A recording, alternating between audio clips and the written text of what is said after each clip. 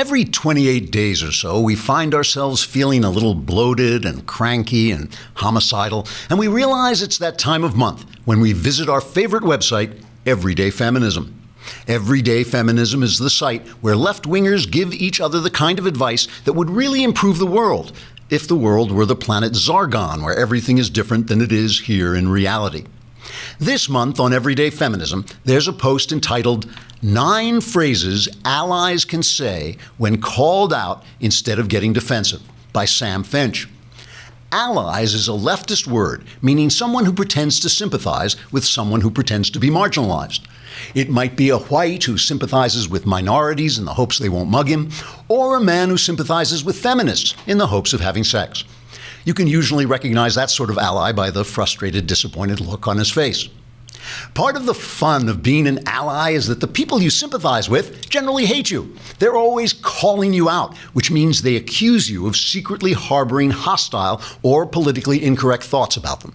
This is great, because who wouldn't want to be in a relationship with someone who's always criticizing you? I know that's what I love more than anything. I also dig chicks who put their cigarettes out on my thigh. It's just kind of a thing with me.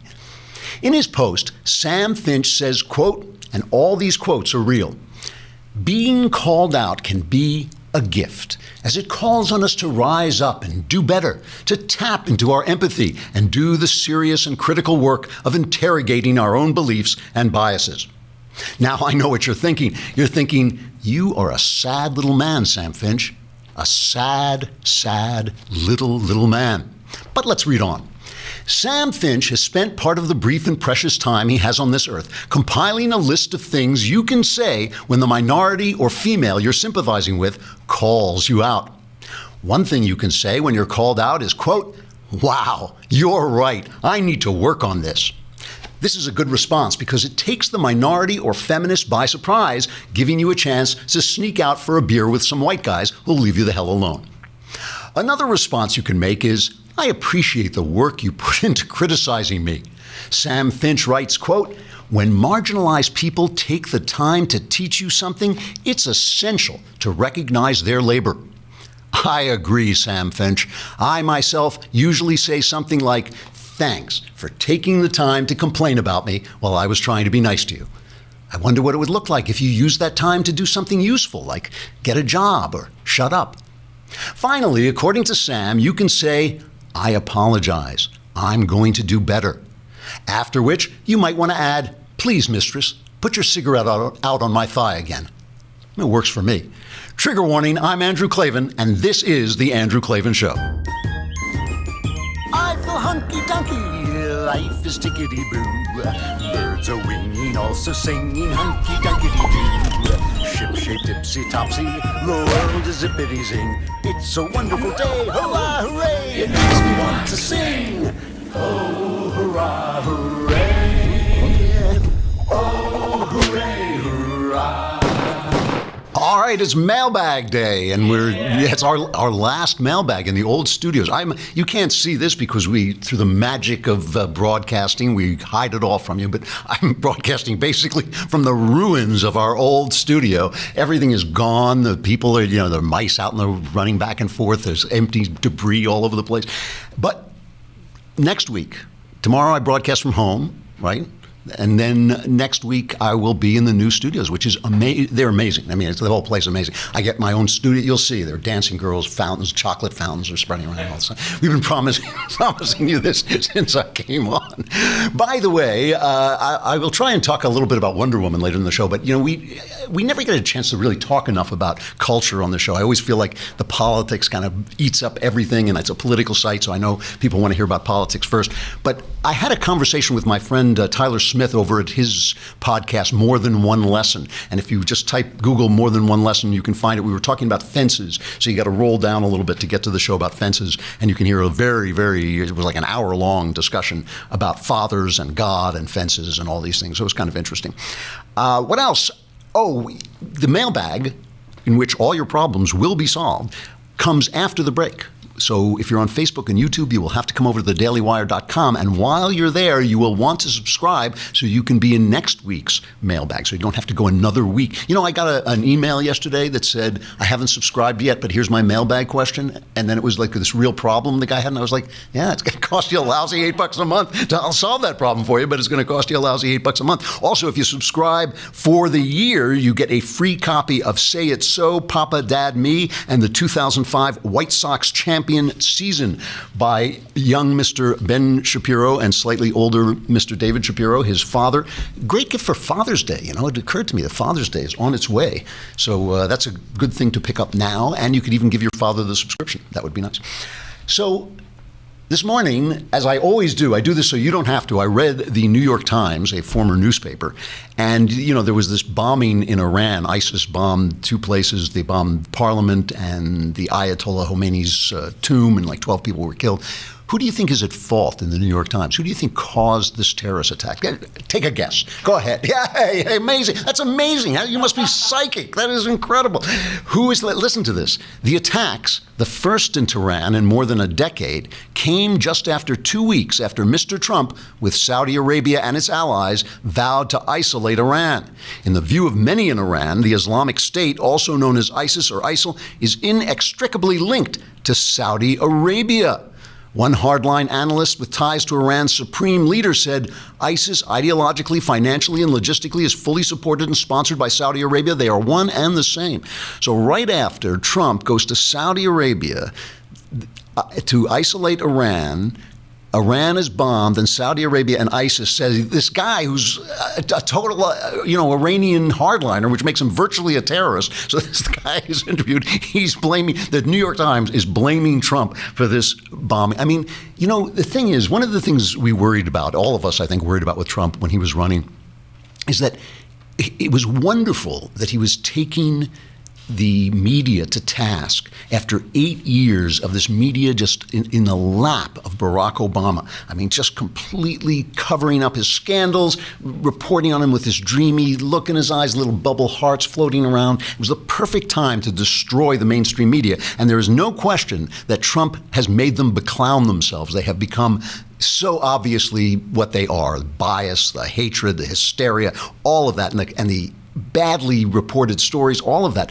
But I gotta say, one of the things we worried about was that Trump would justify their hysteria by being as bad as they say he is. Now, he hasn't done that, but he is being kind of a knucklehead. I mean, there's a report. I have stopped paying attention to reports of tension in the Oval Office. There are all these reports about, Steve Bannon is out this week, and, Reince Priebus is being fired. And Reince Priebus has been fired like 150 times. I don't know why he's still showing up at work, but all this stuff is being reported.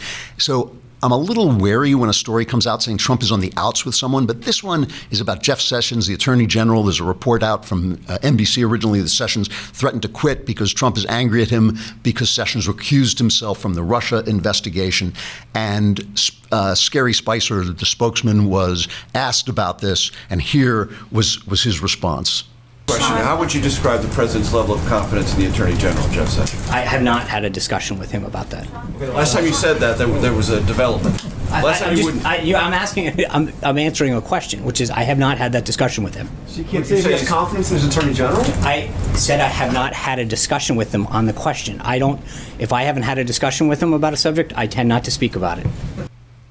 So the last time he said this was about James Comey, it was like James Comey got the hook. So everybody's now worried about Jeff Sessions. I just want to say, if Donald Trump fires Jeff Sessions or forces Jeff Sessions out, his administration will die death by knucklehead.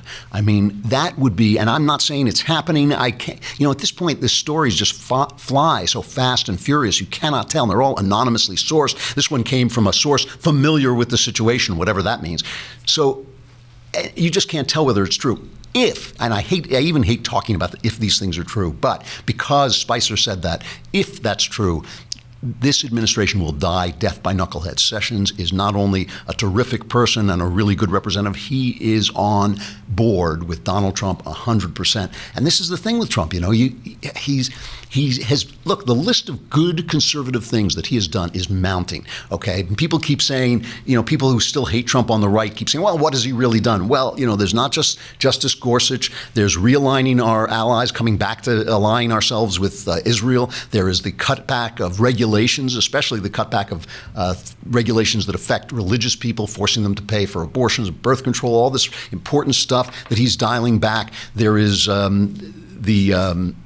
it goes on and on. Now I've lost it for a minute. Some of the stuff. And just the fact that he's beclowned the press, the fact that he's beclowned the press, the fact that he's ended political correctness. He has done many, many good conservative things. He could be a terrific conservative president, but he could knuckle himself in the foot. He could knucklehead himself to death, and I'm afraid he will do that if he parts with Jeff Sessions.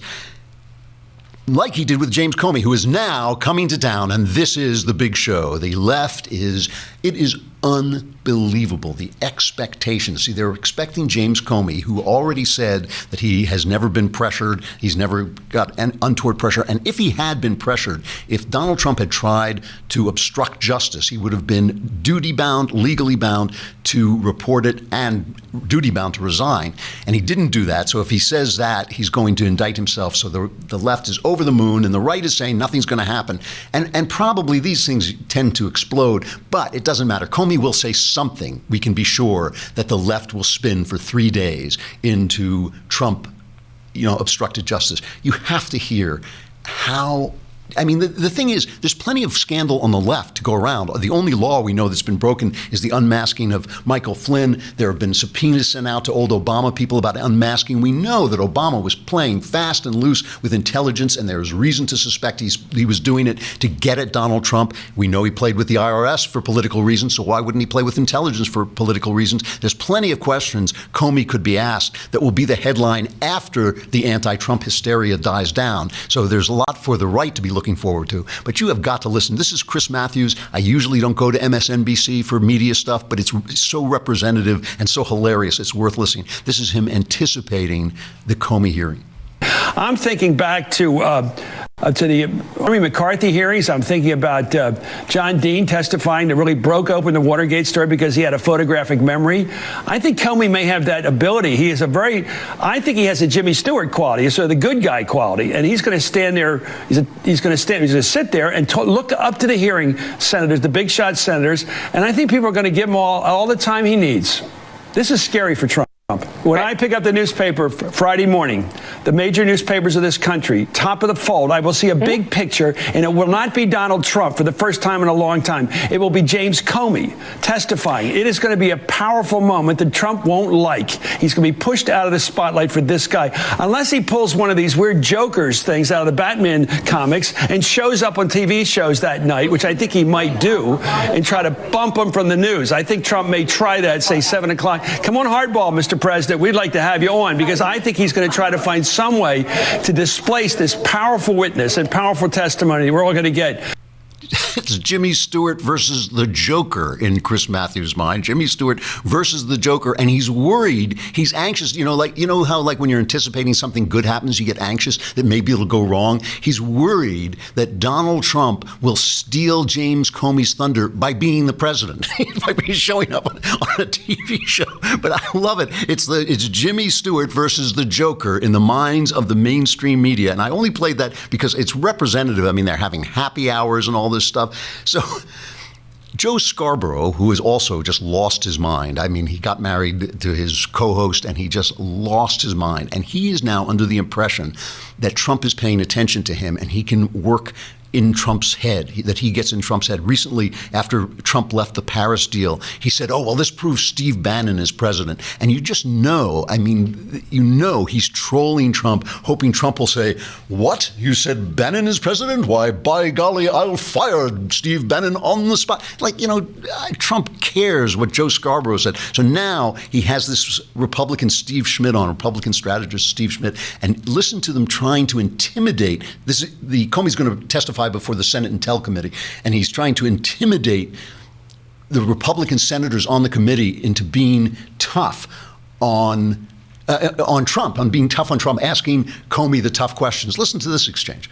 And there are some young rising stars. You have someone like Tom Cotton, combat veteran, Harvard-educated lawyer, someone in his early 40s who could have a real national profile. Is he going to get to the truth tomorrow, or is he going to be a shill for the administration? Marco Rubio, another person with a long career ahead of him. How is he going to handle this? So I think we're looking for a generation now of younger Republican leaders. Are they going to put the country first? Are we going to get to the bottom of what happened, or are we going to see nonsense tomorrow? Right. And of course, those are the two people you named actually went to the White House and had dinner last night. They did. Donald Trump, again, being a schmuck, thinking that he can buy people's integrity by inviting him over to the White House and wowing them. I'm sorry, that's how he thinks. I know that firsthand. He thinks if he invites you to the White House and gives you food, that you are going to cut him a break, cut him slack. The president is a schmuck, and then Trump is hit for being uncouth. This is what I like. There's a guy, Rizla Aslan, is that his name, on CNN, who keeps calling Trump a POS, and then he apologizes saying it's not like me, and then you go back and see that he's done it like any number of times. It's exactly like him. And then they call Trump uncouth. So here is, and the whole point of this is to intimidate Marco Rubio and Tom Cotton and say, are you going to put your country first or not? Are you going to, ask Comey? Because what they should really ask him is like, how much unmasking did the Obama administration do, and who did they share the intelligence with? They should be asking those questions as well. So here's Eric Trump on Hannity, and I love this. He was asked about, well, you can listen. Well, don't you wish you went to Washington so you could be dealing with this every second of every day? You know what? I've never seen hatred like this. I mean, to me, they're not even people. It's so sad. I mean, morality's just gone. Morals have flown out the window. We deserve so much better than this as a country. Right. And, it's so sad. You see the Democratic Party. They're imploding. They're imploding. They have no message. You see the head of the DNC, who is a total whack job. There's no leadership there. And so what do? They become obstructionists because they have no message of their own. They have no solid candidates of their own. They lost the election that they should have won because they spent 7 times the amount of money that my father spent. They have no message. So what do? They try and obstruct a great man. They try and obstruct his family. They come after us viciously. Eric, and it's truly horrible. So are Democrats people? We will answer that question, but first we have to cut away from Facebook and YouTube. You got to come over to thedailywire.com to hear the mailbag. All answers to questions are guaranteed 100% correct and will change your life, possibly for the better. And you can subscribe over there so you can be in next week's mailbag. And if you subscribe for the year, you get Ben's new book, Say It So, Papa, Dad, Me, and the 2005 White Sox champion season, a great Father's Day present.